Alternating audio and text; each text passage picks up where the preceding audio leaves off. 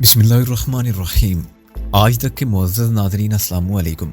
اب کس نمبر 17 ملاحظہ فرمائیں۔ شاید سوئی سوئی آنکھوں والی خانہ بدوش نگینہ کچھ اور بھی کہتی، مگر اسی دوران میں فاخر کی گاڑی کی آواز مین گیٹ پر سنائی دینے لگی تھی۔ شانی چونک سی گئی۔ اسے چونکتے دیکھ کر نگینہ کا چہرہ بھی متغیر ہو گیا۔ شاید آپ کے خاوند صاحب آ گئے ہیں۔ ہاں وہ آ گئے ہیں، اب تم جاؤ۔ اچھا جی، سلام علیکم۔ اس نے جھک کر شانی کے ہاتھ پر ماتھا ٹیکا، پھر اپنے ٹوکرے کی سب سے خوبصورت چوڑیاں شانی کی چولی میں ڈالتے ہوئے بولی، یہ غریب مسکین کا تحفہ آپ جیسی چودرانی کے قابل تو نہیں ہے، پر آپ قبول کریں گی تو میں ساری زندگی خوش ہوتی رہوں گی۔ شانی نے چوڑیاں جلدی سے گاؤ تکیے کے پیچھے رکھ لیں اور بولی، نگینہ تو بہت اچھی ہو، لیکن اب کبھی اس حویلی میں آنے کی کوشش نہ کرنا۔ آپ فکر نہ کریں بی بی، میں سمجھ رہی ہوں، نگینہ دل گیر آواز میں بولی۔ اس نے ایک بار پھر جھک کر سلام کیا اور آنکھوں میں محبت کی پرخلوص نمی لیے واپس مڑ گئی۔ شانی ایک عجیب سی کشمکش میں مبتلا ہو گئی تھی۔ اسے رستم کی ذات سے خوف محسوس ہونے لگا تھا۔ یہ عجیب سا خوف تھا۔ اس خوف کی گہرائی میں کہیں حیرانی اور انسیت بھی شامل تھی۔ یہ کیسی انسیت تھی، کیسی وابستگی تھی؟ وہ اسے کوئی نام نہیں دے سکتی تھی اور اس کے وجود سے انکار بھی نہیں کر سکتی تھی۔ کیوں قائم ہوا تھا یہ رشتہ اور کب قائم ہوا تھا؟ وہ کون سی گھڑی تھی جب علاقے کے بدنام ڈاکو کی نگاہ میں وہ اتری تھی اور اس کی کایا پلٹ کا سبب بنی تھی؟ شاید یہ کام اس وقت ہو گیا تھا جب اس نے پہلی بار شانی کو دیکھا تھا۔ وہ زخم سے چور دیوار کے سہارے بیٹھا تھا، پھر وہ چکرا کر گرنے لگا تھا۔ شانی نے بے ساختہ کہا تھا، ہائے میں مر گئی، اور لپک کر اسے تھام لیا تھا۔ اس کا سر شانی کی گود میں آ گیا اور پھر کچھ دیر بعد اس نے شانی کو دیکھا۔ ہاں شاید یہ وہی گھڑی تھی، وہی پہلی نظر تھی۔ اس نظر کی تاثیر عرصہ گزر جانے کے باوجود شانی کو آج تک یاد تھی، اور شاید شانی کے سینے کے اندر کہیں بہت گہرائی میں یہ نظر آج تک پیوست تھی۔ کبھی کبھی وہ سوچتی تھی اور سوچ کر کانپ جاتی تھی کہ کہیں اس کے سینے کے اندر طے در طے پردوں اور کواڑوں کے پیچھے رستم کے لیے کوئی نرم گوشہ تو موجود نہیں ہے۔ مگر پھر یہ خیال کر کے اسے تسلی ہوتی تھی کہ اگر کوئی ایسا گوشہ ہے تو بھی اسے ہمیشہ طےوں کے پیچھے ہی رہنا ہے۔ اس کے علاوہ وہ یہ بھی اچھی طرح جانتی تھی کہ رستم کا عشق خاموش عشق ہے۔ یہ عشق اس سے کبھی کچھ مانگے گا نہیں، زندگی میں اسے کبھی کسی آزمائش میں سے نہیں گزارے گا۔ بس وہ جو کچھ بھی ہے زندگی کی آخری سانس تک رستم کے اندر ہی رہے گا۔ اب وہ اپنا پورا دھیان اپنی ازدواجی زندگی کی طرف دینا چاہتی تھی۔ قدرت کی مہربانی نے اسے ایک موقع دیا تھا کہ وہ اپنی گھریلو الجھنوں کو سلجھا کر اپنی زندگی میں سچی خوشیاں اور رنگ بھر سکے، اور وہ یہ موقع کسی قیمت پر کھونا نہیں چاہتی تھی۔ اس نے چند ماہ پہلے فاخر سے تھوڑے عرصے کی مہلت مانگی تھی۔ وہ محسوس کر رہی تھی کہ یہ عرصہ لمبا ہوتا جا رہا ہے۔ یہ خوف ہمہ وقت اس کے دامن گیر میں رہتا تھا کہ کہیں طویل انتظار کی اکتاہٹ سے فاخر کے مزاج پر منفی اثر نہ پڑ جائے۔ وہ بہت بدل چکا تھا، لیکن کچھ بھی تھا، اسے خاندانی وراثت میں انا اور حاکمیت ملی تھی۔ اپنی بات منوانے کی خواہش اس کے خون میں پیوست تھی۔ شاید اس خواہش کی شدت ہی تھی جس نے اسے اس طرح بدلا تھا۔ شانی کا حقیقی پیار پانے کے لیے اس نے اپنے دل و دماغ میں سجائے ہوئے بہت سے پوری شکوہ بت اپنے ہاتھوں سے توڑے تھے، اور اب منتظر تھا کہ اسے اس کی طلب کا صلہ ملے۔ اگر گہرائی میں جا کر دیکھا جاتا تو یہ بھی ایک انا پرستی اور ضد کی ایک شکل تھی، لیکن کچھ بھی تھا، شانی کو عزت سے زندہ رہنے کی راہ مل رہی تھی۔ اسے شوہر کی جسم پرستی اور عیش کوشی کے بت توڑے تھے اور وہاں محبت کا شگوفہ کھلایا تھا۔ اب وہ اپنی دل گداز محبت سے اس شگوفے کو پالنا چاہتی تھی، باقی سب کچھ بھول کر صرف اور صرف ایک شوہر پرست بیوی کا لازوال کردار ادا کرنا چاہتی تھی۔ ہاں، وہ باقی سب کچھ بھول جانا چاہتی تھی۔ چند روز بعد عید الاضحیٰ تھی۔ شانی جانتی تھی اپنے جسم اور اپنی روح کے خوشنما ترین پھول فاخر کے قدموں پر نچھاور کرنے کا وقت قریب آ رہا ہے۔ اسے چاند رات کا انتظار تھا۔ وہ ایک بار پھر اپنے جسم میں وہی میٹھی میٹھی لہر محسوس کرنے لگی جو شادی کے پہلے پہلے دنوں میں محسوس ہوئی تھی۔ سینے میں انگڑائی سی جاگتی تھی، دل میں کچھ ہوتا تھا۔ فاخر کو دیکھ کر دل میں جو خوف اور گریز سا جاگا کرتا تھا وہ بتدریج کم ہوتا جا رہا تھا۔ اب اس کا بالو بڑا گرانڈیل جسم بھی شانی کو کچھ زیادہ برا نہیں لگتا تھا۔ وہ جانتی تھی وہ جلدی اپنے رہے سہے گریز پر بھی قابو پا لے گی۔ چاند رات سے ایک رات پہلے اس نے اپنے ہاتھوں اور پاؤں پر مہندی لگائی۔ اگلے روز نہانے کے لیے بہترین ابڈن خود بنایا۔ چاند رات کو پہننے کے لیے جوڑا تیار کیا۔ صبح سویرے اسے پتا چلا کہ فاخر کو ضروری کام سے گجرات جانا پڑ رہا ہے اور وہ چاند رات کو 9-10 بجے سے پہلے واپس نہیں آ سکے گا۔ چلو یہ بھی غنیمت تھا کہ وہ 10 بجے تک واپس آ جائے گا، ورنہ نارپور سے باہر جانے کے بعد فاخر کی واپسی کئی روز بعد ہوتی تھی۔ شام ہونے کے بعد شانی کو بیر جی کے کمرے میں جانا تھا۔ معمول کے مطابق بیر کی ٹانگیں دبانے کی باری آج بابو کی تھی، لیکن بابو چونکہ بچوں کے ساتھ بہ کے گئی ہوئی تھی، لہذا یہ کام شانی کو کرنا تھا۔ وہ حسب معمول بیر کے کمرے کی طرف روانہ ہوئی۔ بیر کی پھلواری کے پاس سے گزرتے ہوئے وہ کافی فاصلہ رکھتی تھی۔ جب سے اسے وہاں سانپ کی موجودگی کا پتہ چلا تھا، پھلواری کے حوالے سے اس کا خوف بڑھ گیا تھا۔ وہاں سے گزرتے ہوئے کسی وقت اس کی نگاہ سرخ پھولوں اور سنہری بائل پتوں والے مخصوص پودوں پر پڑتی تو دل میں کراہت جاگتی۔ اسے لگتا تھا ان پتوں کی شباہت سانپ کے پھن جیسی ہے۔ زنانے سے حویلی کے وسطی حصے کی طرف جانے والی روش پر نپے تلے قدم رکھتی وہ بہر کے کمرے میں پہنچی۔ وہ ہرگز نہیں جانتی تھی کہ آج صورتحال کیا رخ اختیار کرنے والی ہے۔ بہر بستر پر نیم دراز تھا، سینے تک سفید چادر کھچی ہوئی تھی، منقش حقے کی نال پہلو میں دری تھی، پلنگ کی عقبی دیوار پر کلاڑیاں، لاٹھیاں اور 2 چاندی کی برچیاں سجاوٹ کے طور پر آویزاں تھی۔ بائیں طرف الماری تھی جو سنیاز کی شوبدہ ٹائپ دواؤں سے بھری ہوئی تھی۔ جب شانی یا بابو بہر کی ٹانگیں دبا رہی ہوتی تھی، پرانا ملازم اکبرہ اکثر کمرے میں آتا جاتا رہتا تھا۔ آج بھی وہ دیوار کی طرف منہ کیے کمرے کے گوشے میں بیٹھا تھا اور بڑے نماک سے حقے کی چیلم بھرنے میں مصروف تھا۔ شانی اپنی مقررہ جگہ پر بیٹھ گئی اور ٹانگیں دبانے لگی۔ کمرے کی مخصوص بو دھیرے دھیرے اس کے پھیپھڑوں میں گھس کر حواس پر اثر کرنے لگی۔ اس نے سانپ کو کبھی قریب سے نہیں دیکھا تھا، نہ ہی اسے پتا تھا کہ سانپ کے جسم سے اٹھنے والی بو کیسے ہوتی ہے، مگر پتہ نہیں کیوں اسے لگتا تھا کہ بہر کے کمرے میں پھیلی ہوئی بو سانپ کی بو ہے۔ وہ کالی پنڈلیاں دباتی رہی۔ اکبرہ لنگڑاتا ہوا آیا اور قالین پر بیٹھ گیا۔ اس نے چلم بدلی اور ادب سے جھک کر حقے کی نیب بہر کی ٹھوڑی پر ٹکا دی۔ وہ اٹھنے کا ارادہ کر رہا تھا مگر بہر کے اشارے پر وہیں قالین پر بیٹھ گیا۔ بہر کا موڈ آج کچھ عجیب سا نظر آ رہا تھا۔ اس کے نتنے پھڑک رہے تھے اور اکلوتی آنکھ کی چمک معمول سے زیادہ تھی۔ شانی کو یوں محسوس ہوا کہ بہر کے بوڑھے جسم میں اضطراب کی لہر دوڑ رہی ہے۔ بہر نے اپنے مخصوص لہجے میں اکبرے سے کچھ خسر پھسر کی۔ اس خسر پھسر میں بس 2-4 الفاظ ہی شانی کی سمجھ میں آ پائے: دادا، عورت، دولت، بی بی، کمینے وغیرہ۔ بہر بات ختم کر چکا تو اکبرے نے اس کے مترجم کے فرائض ادا کرتے ہوئے شانی سے کہا: چھوٹی چودرانی، بہر جی آپ سے کچھ پوچھ رہے ہیں کیا؟ شانی نے کہا: بہر جی پوچھ رہے ہیں کہ آپ کے دادا نے دولت بی بی سے بیاہ رچا کر جو غلط کام کیا تھا اس کے بارے میں آپ کا کیا خیال ہے؟ شانی کا رنگ زرد ہو گیا۔ اس سے پہلے بہر کبھی کبھار شانی کے لیے سخت الفاظ استعمال کر لیتا تھا، لیکن یوں سنجیدہ انداز میں اس نے کبھی بادی کی تلخیوں کا ذکر نہیں کیا تھا۔ وہ خوش کونٹوں پر زبان پھیر کر بولی: دادا گزرے ہوئے سالوں میں جو کچھ ہوا اس کے بارے میں مجھے کچھ زیادہ پتہ نہیں ہے اور نہ میں جاننا چاہتی ہوں۔ میرا تعلق واسطہ آپ سے اور آپ کے گھر سے ہے۔ میں آپ سب کی خدمت دل و جان سے کرنا چاہتی ہوں۔ مجھے پرانی باتوں سے کچھ لینا دینا نہیں ہے۔ جواب میں بہر پورے کا پورا بھڑک اٹھا۔ اس نے اکبرے کی وساست سے غصیلے لہجے میں کہا: تمہیں کچھ لینا نہ دینا ہوگا لیکن مجھے ہے۔ میں جاننا چاہتا ہوں کہ قادر بخش کی پوتری اپنے بڑوں کے کرتوتوں پر لعنت بھیجتی ہے یا سمجھتی ہے کہ انہوں نے جو کچھ کیا ٹھیک کیا؟ بہر کا جنونی انداز دیکھ کر شانی کا رنگ ہلدی ہونے لگا تھا۔ وہ اکلا کر بولی: دادا اگر آپ سمجھتے ہیں کہ وہ سب غلط تھا تو پھر غلط ہی ہوگا، میں اس بارے میں زیادہ نہیں جانتی۔ بہر نے ایک بار پھر قہرناک انداز میں جناتی زبان بولی۔ غوغاں خرخر گڑ گڑ کے درمیان فقط چند الفاظ شانی کی سمجھ میں آ سکے: دولت بی بی، باپ دادا حرامی۔ اکبرے نے بڑی بے باکی سے مترجم کی ذمہ داری سنبھالتے ہوئے کہا: چھوٹی چودرانی جی، بہر جی کہتے ہیں سارا جگ جانتا ہے کہ بہر جی نے تمہارے دادا کا بار مار کر حشر کر دیا تھا، اسے زمین چاٹنے پر مجبور کر دیا تھا۔ اس نے بے غیرتی دکھائی اور ہار کر بھی دولت بی بی کا دولہا بن بیٹھا۔ اگر دولت بی بی کے باپ کے منہ میں زبان کی بجائے کتے کا چمڑا تھا تو تیرے دادا ہی کو حیا کرنی چاہیے تھی۔ وہ کسی طرح دولت بی بی کا حقدار نہیں تھا، وہ ساری زندگی دولت بی بی کے ساتھ زنا کرتا رہا ہے۔ شانی کا حال تو یہ تھا کہ ٹوٹا تو جسم میں لہو نہیں، اس کا سارا بدن کامتا جا رہا تھا، لیکن خات میکانیکی انداز میں بہر کی پنڈلیاں دبا رہے تھے۔ وہ کوشش کے باوجود کچھ بول نہ سکی۔ اسے اس بات پر حیرت تھی کہ بہر اپنے ایک ملازم کے منہ سے اپنی بہو کے بزرگوں کے متعلق ایسے کلمات کہلوا رہا ہے۔ بہر غضب کے عالم میں سیدھا ہو کر بیٹھ گیا۔ اس کی اکلوتی آنکھ سے زہریلے شعلے نکل رہے تھے۔ اکبرے کی وساست سے بولا: آج تجھے ماننا پڑے گا کہ تیرا دادا تیری دادی کا حقدار نہیں تھا، اس نے شادی نہیں کی، چوری کی، اور اگر اس نے چوری کی تو وہ چور تھا اور اس چوری کی وجہ سے جو پیدا ہوا وہ حرامی تھا۔ ہاں، تیرا دادا چور اور تیرا باپ حرامی تھا۔ بول، اپنے منہ سے بول، نہیں تو میں تیری چمڑی ادھیڑ دوں گا۔ شانی کو لگا کہ اسے غش آ جائے اور وہ بہر کی ٹانگوں کے اوپر ہی گر جائے گی۔ اس نے رحم طلب نظروں سے اپنے دادا سسر کی طرف دیکھا اور پھنسی سی آواز میں بولی: دادا جی، بڑوں کی کسی غلطی کی سزا مجھے نہ دے، میں تو آپ کی بیٹی ہوں۔ بکواس بند کر، جو میں کہہ رہا ہوں وہ کر، اپنے منہ سے اقرار کر کہ تیرا دادا چور اور باپ حرامی تھا۔ میں تیرے منہ سے سننا چاہتا ہوں۔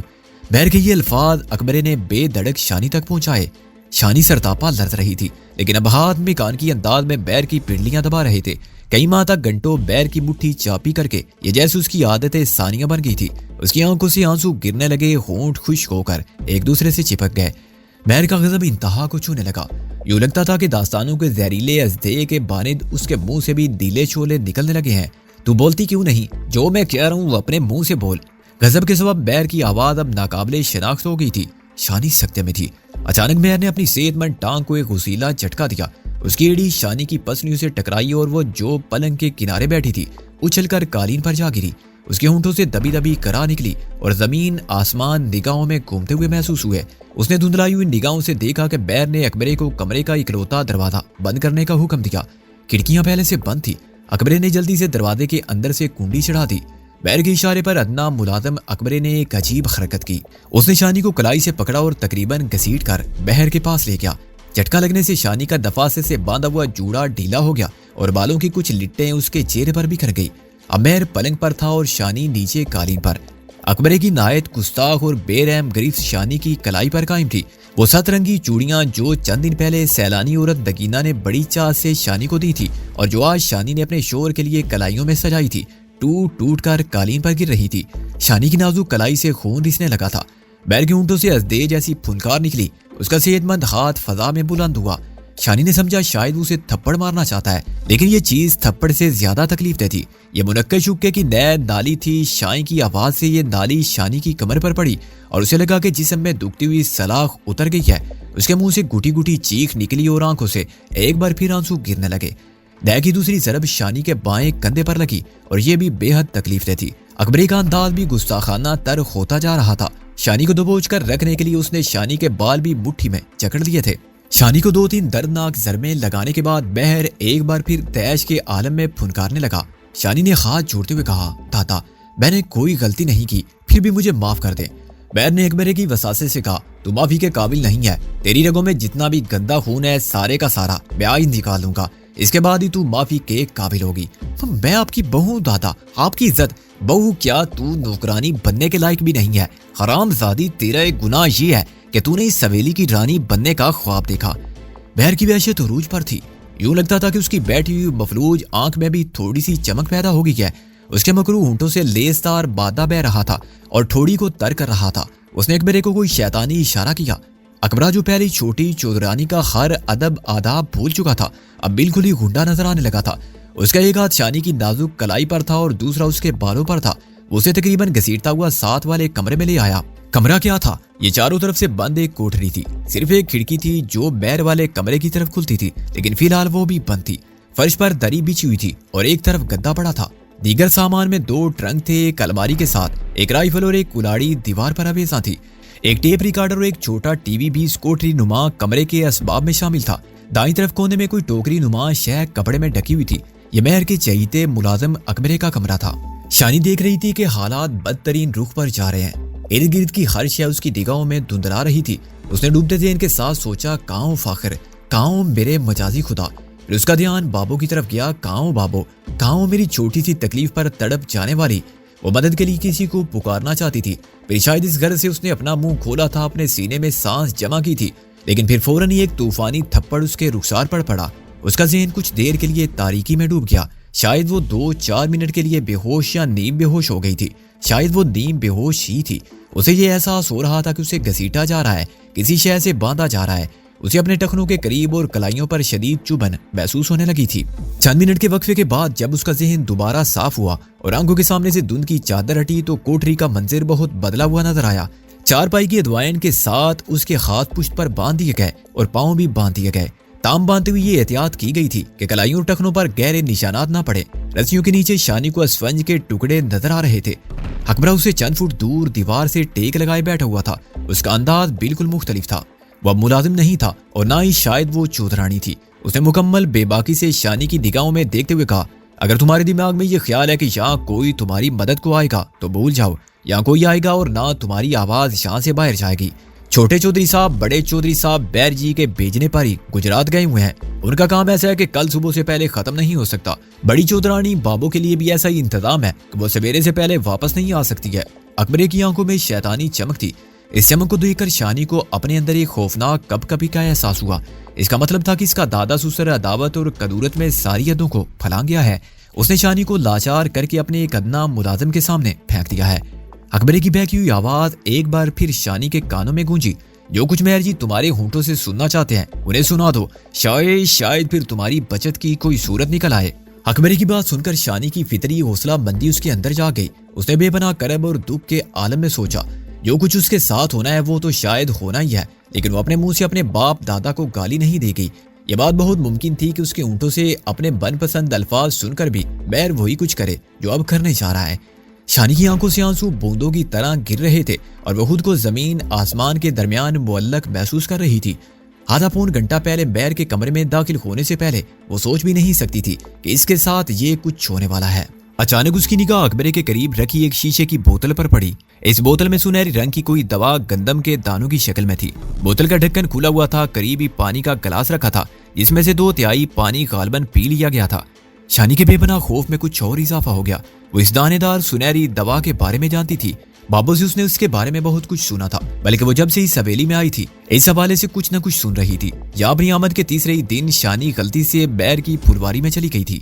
بیر خوفناک انداز میں اس پر جھپٹا اور وہ جان بچا کر اپنے کمرے کی طرف بھاگی تھی۔ بعد میں ایک موقع پر بابوں نے شانی کو تفصیل سے بتایا تھا کہ سب گندل نامی ایک پودا بیر جی کی پھلواری میں اگتا ہے۔ بعد میں سنیاس کے طریقے سے اسے ایک سنہری دوا کی شکل دی جاتی ہے جو بیر کے لیے آب حیات کی حیثیت رکھتا ہے۔ بیر اور اس سب گندل کے بارے میں اور بھی کئی گفتنی اور ناگفتنی باتیں شانی نے سن رکھی تھی۔ بیر کی مٹھی چابی کے لیے شانی اس کے کمرے میں آتی ہی رہتی تھی۔ اس نے بیر کی الماری میں گندم کے دانوں جیسی سنہری دوا کی جھلک کئی بار دیکھی تھی۔ آج یہی دوا الماری سے باہر نظر آ رہی تھی اور یوں لگتا تھا کہ بیر کے چہیتے ملازم اکبرے نے اس کا استعمال کیا ہے۔ چند سیکنڈ بعد شانی کے اندیشے کی تصدیق ہو گئی۔ شانی کی دیکھتے ہی دیکھتے اکبرے نے اپنی بدی سانولی ہتھیلی پر سنہری دانے دار سب گندل کی تھوڑی سی مقدار مزید نکالی اور اسے پھانک گیا۔ فوراً بعد گلاس کا بچا کچا پانی بھی اس کے حلق سے نیچے اتر گیا۔ شانی کی سمجھ میں کچھ نہیں آ رہا تھا کہ کیا ہو رہا ہے۔ تام بدترین اندیشے اس کے دل و دماغ کو زخمی کر رہے تھے۔ وہ ایک اور بات نوٹ کر رہی تھی، دم بدم اکبرے کی کیفیت بدلتی جا رہی تھی۔ شاید سب گندل نے اس پر اثر شروع کر دیا تھا۔ اس کی آنکھیں سرخی بائر ہو رہی تھی، سانولا چہرہ تمتمانے لگا اور پیشانی کی رگیں پھولتی جا رہی تھی۔ اکبرے کی عمر 35 سے اوپر رہی ہوگی۔ چہرہ چوڑا چکلا، پیشانی سے بال اڑ چکے تھے۔ عام طور پر دھوتی کرتا یا شلوار کرتا پہنتا تھا۔ گلے میں بڑا سا رومال جھولتا رہتا تھا۔ وہ سانپ کا زہر نکال کر اسے جمع کرنے کا طریقہ جانتا تھا۔ ایک دو بار شانی نے بھی اسے سانپ کا زہر نکالتے دیکھا تھا۔ بہرحال فی الوقت تو اکبرہ خود سانپ بنا ہوا تھا۔ اس کی آنکھیں سرخ تر ہو گئی، ہونٹ کھنچ گئے۔ شانی دیکھ رہی تھی کہ سردی کے باوجود اکبرے کے چہرے کے مساموں سے پسینہ بہنے لگا ہے۔ اس پر جنونی کیفیت طاری ہوتی جا رہی تھی۔ اکبرے کی آنکھیں اس جنونی کیفیت کا سب سے زیادہ شکار تھی۔ وہاں شانی کو ایک خوفناک بھوک دکھائی دینے لگی، ایسی بھوک جو باقی خار احساس پر حاوی ہوتی جا رہی تھی۔ اکبرے کی آنکھوں میں موجود بے باکی اب بے شرمی کی حدوں سے بھی کہیں آگے نکل گئی تھی۔ اب وہ انسان لگتا ہی نہیں تھا، بگڑی ہوئی شکل اور خامتی ہوئی سانسوں والا کوئی درندہ نظر آتا تھا۔ شاید یہی تھا بیر کی سب گندل کا اعجاز، یا شاید یہ سب گندل کا اعجاز نہیں تھا، یہ انسان کے اندر نسل در نسل پروان چڑھنے والی عداوت اور قدورت کا اعجاز تھا۔ سب گندل تو ایک پودا تھا، اس کا اچھا یا برا کوئی بھی استعمال کیا جا سکتا تھا، بالکل جیسے انسان کے اندر پایا جانے والا جذبہ تسخیر کسی بھی اچھے یا برے کام میں لایا جا سکتا ہے۔ بیر جی جیسے لوگ اس جذبہ تسخیر سے پیدا ہونے والی بے پناہ توانائیوں کو دشمنیاں پروان چڑھانے اور لاشیں گرانے کے لیے استعمال کرتے ہیں۔ وہ اپنی قدورتوں کو نسل در نسل پالتے ہیں اور زہریلی تاثیر والا تناور درخت بناتے ہیں۔ بیر کے جذبہ تسخیر نے دولت بی بی کو فتح کرنا چاہا مگر اپنی بدقسمتی کے سبب نہ کر سکا۔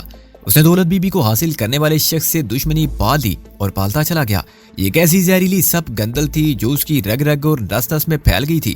مدتیں گزر گئیں، نسلیں بدل گئی، لیکن وہ اپنے اندر پھیلی ہوئی خطرناکی کو کم نہیں کر سکا۔ آج پون صدی بعد وہ اپنی خداداد ناکامیوں کا بدلہ شانی سے لے رہا تھا، اور اس طریقے سے لے رہا تھا کہ رات کی سکون پیر کو بھی پسینہ آ گیا تھا۔ وہ اپنے پوتے کی پاک دامن بیوی کو ایک بدمست نوکر سے تار تار کروانے جا رہا تھا، اور اس کا خیال تھا کہ اس طرح وہ قادر بخش اور دولت بی بی سے قرار واقعی بدلہ لے رہا ہے۔ اکبرہ ایک بپرا ہوا جانور تھا اور شانی سے چند فٹ کی دوری پر تھا۔ یوں نظر آتا تھا جیسے یکا یک اسے آگ لگ جائے گی۔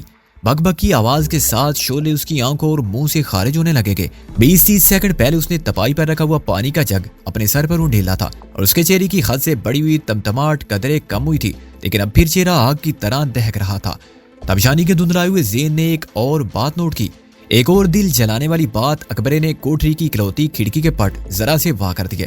اس کھڑکی کی دوسری جانب بیر کا کمرہ تھا۔ شاید اکبرہ شانی کی چیخو پکار اور منت سماجت اپنے آقا کے بند کانوں تک پہنچانا چاہتا تھا۔ شانی نے کہیں پڑھا تھا 2-2,500 سال پہلے بابل اور بسر وغیرہ کے عمرا اور رئیس اپنے سامنے عزتیں لٹواتے تھے اور یہ تماشا دیکھ کر خوش ہوتے تھے۔ شاید مہر کی رگوں میں دوڑنے والے خون میں بھی کوئی ایسی ہی خباثت شامل تھی۔ یہ نازک ترین لمحات تھے۔ شانی نے مدد کے لیے پکارنا شروع کر دیا۔ وہ درد بھرے فریادی انداز میں چیخی، بچاؤ، کوئی ہے بچاؤ۔ شانی کی آواز بہت بلند تھی مگر اکبرے کے چہرے پر متعلق پریشانی نظر نہیں آئی۔ اندازہ ہوتا تھا کہ وہ اور بیر اپنے انتظامات کی طرف سے مطمئن ہے۔ شانی نے اپنے شریک حیات کی خوشنودی کے لیے اپنی کلائیوں میں چوڑیاں سجائی تھی، ہاتھوں پر مہندی کے خوشنما پھول بنائے تھے، اپنے بدن کو مل مل کر ابٹن اور سندل سے دھویا تھا۔ اسے کیا پتا تھا یہ سب کچھ ایک بدبودار جانور کے ہاتھوں پامال ہونے والا ہے۔ آخری چارے کے طور پر وہ اپنی فریاد بیر کے کانوں تک پہنچانے کی کوشش کرنے لگی۔ تھا ایسا مت کرو، میں اپنی مری ماں کی قسم کھاتی ہوں، میں کسی کو کچھ نہیں بتاؤں گی، مجھے معاف کر دو۔ دادا تم کہو گے تو میں اپنے بیکے سے ہر رشتہ توڑ دوں گی، کسی کو صورت نہیں دکھاؤں گی، تمہاری اور تمہارے بیٹے کی باندی بن کر رہوں گی، لیکن میرے ساتھ ایسا مت کرو۔ کوئی جواب نہیں آیا۔ یوں محسوس ہوتا تھا کہ اس کی آواز پتھریلی دیواروں سے ٹکرا کر نابود ہو گئی ہے۔ دفعتاً اس نے اکبرے کو خود پر چپٹتے دیکھا۔ اس کے نازک جسم پر جیسے کوئی بہت بڑی خاردار جھاڑی اپنے تنے سمیت آن گری تھی۔